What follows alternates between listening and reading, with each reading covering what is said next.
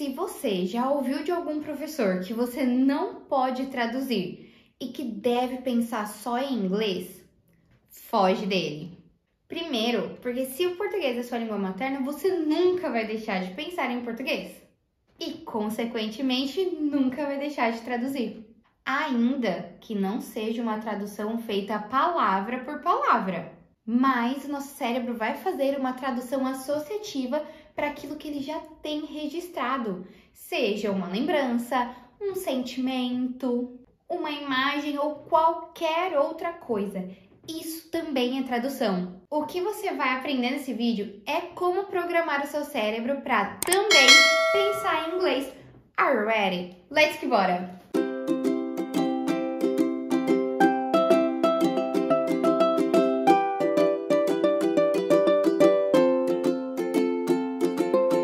A primeira coisa a se fazer é o que eu digo para todos os meus alunos. Se você quer falar inglês e parar de traduzir mentalmente, você tem que se rodear de inglês. Parece óbvio, né? Mas a verdade é que a gente vai se autossabotar quando o assunto é aprender inglês, principalmente no início. É algo completamente novo para o nosso cérebro e por isso a gente se sente desconfortável. Nós chegamos a um ponto até de produzir pensamentos negativos em relação ao idioma. Tudo isso acontece involuntariamente. É como se o nosso inconsciente não quisesse aprender algo novo e mandasse um recado tipo assim: olha, nós já sabemos tantas coisas em português, por que é que a gente tem que se esforçar para aprender um novo idioma, para aprender o inglês? E automaticamente você acaba se distraindo com coisas que você já sabe fazer. Porque todas essas coisas trazem a sensação de conforto para você. Então, é muito importante que você esteja exposto ao inglês. E isso inclui assistir filmes em inglês, ouvir músicas em inglês e, é óbvio, ler em inglês. Você precisa lembrar de uma coisa: quanto mais você mergulhar no inglês, mais rápido você vai aprender e mais rápido você vai parar de traduzir mentalmente. Seguindo essa ideia de se expor ao idioma, além de consumir conteúdos em inglês, você precisa praticar. E quando eu falo praticar, pode ser até mesmo sozinho. O que você precisa fazer é praticar em voz alta. Você pode falar sobre o que você quiser. Pode até descrever o que você está fazendo no momento. Pode falar sobre o tempo, sobre alguma situação que já aconteceu com você. Imagina até que você está conversando com alguém, crie diálogos e fale em voz alta. Olha só o poder que falar em voz alta tem na aquisição de um novo idioma. Há sons que existem no português e que não existem no inglês, e vice-versa. Sendo assim, há movimentos que nós fazemos para emitir o som no nosso idioma materno que nós não fazemos no inglês. Então, todo o seu corpo já está habituado para emitir os sons que você já conhece no seu idioma para aquilo que você quer dizer. Quando você começa a estudar inglês, tudo parece perfeito na sua mente. Mas quando você vai falar, parece uma confusão, parece que você não fala aquilo que você realmente quer dizer e é por causa disso. Porque você não pratica em voz alta. Falar inglês em voz alta faz todo o seu corpo entender que agora trabalhamos outros movimentos para emitir novos sons também. Essa prática também vai facilitar o seu cérebro a se familiarizar com esses sons e com a sua voz falando um novo idioma. E quando você precisar conversar com alguém, tudo vai ser familiar, vai sair naturalmente, porque você já vai estar acostumado com esses sons. Além disso, seu cérebro já vai ter se acostumado com a sua voz falando em inglês, você vai ter conseguido fixar melhor palavras, vocabulário, gramática, diálogos, e vai ter parado de traduzir mentalmente em inglês por causa da sua exposição e prática ao idioma. Lembra quando eu disse lá no começo do vídeo que nós sempre traduzimos? Então, quando você tirar um tempo para você estudar inglês, não traduza palavra por palavra. Ao invés disso, tente fazer uma ligação entre a definição da palavra e uma imagem. Para fazer isso, você pode usar flashcards. Tem diversas plataformas aqui na internet com flashcards já prontos só para você treinar. Essa prática faz com que você não dependa de um tradutor para saber o significado de uma palavra, porque você vai começar a fazer o que a gente chama de tradução associativa. O que eu vou te ensinar agora é o que eu mais faço no meu dia a dia. E se você começar a fazer isso, eu prometo para você que você vai conseguir a pensar em inglês também. Tudo, exatamente tudo que você estiver fazendo, pense em como essa situação seria se você precisasse falar em inglês. Vai pensando no passo a passo, como se você estivesse ensinando alguma pessoa a fazer aquela atividade que você está fazendo.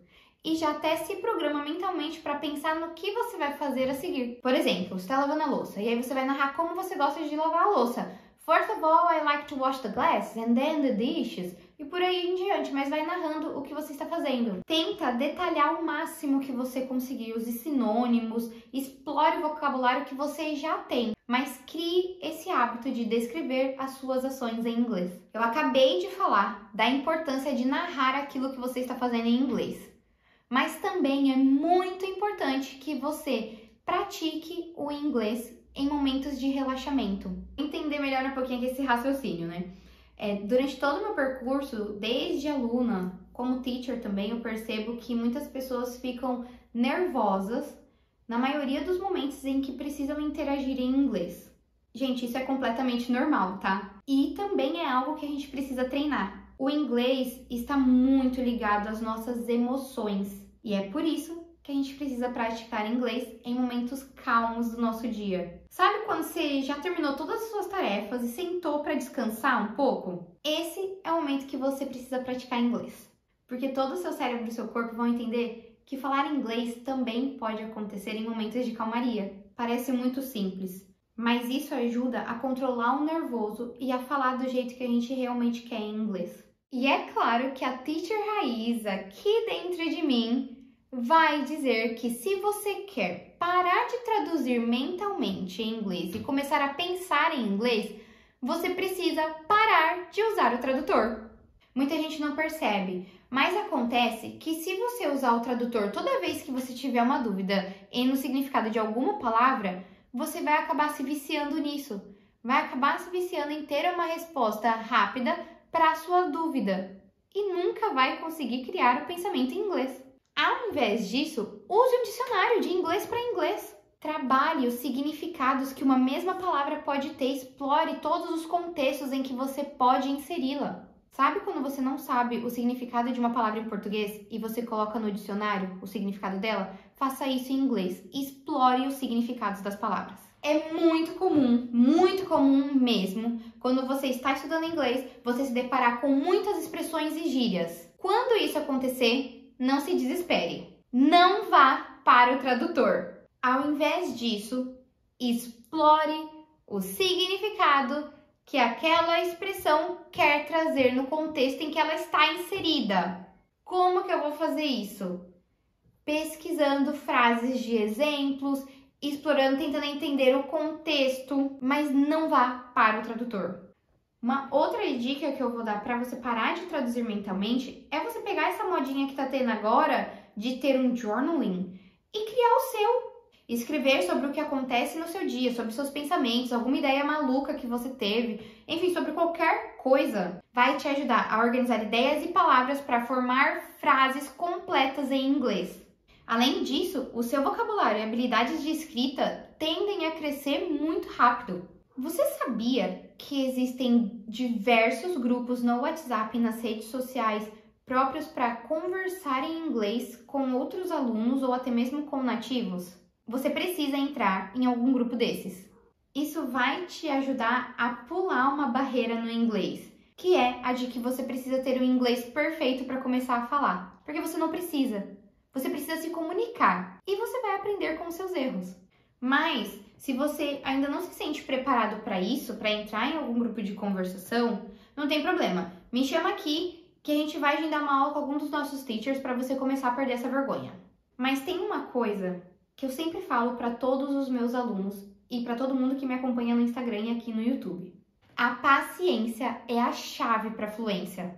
Cada pessoa tem o seu ritmo de aprendizado. Então, não compare a sua evolução com as dos outros.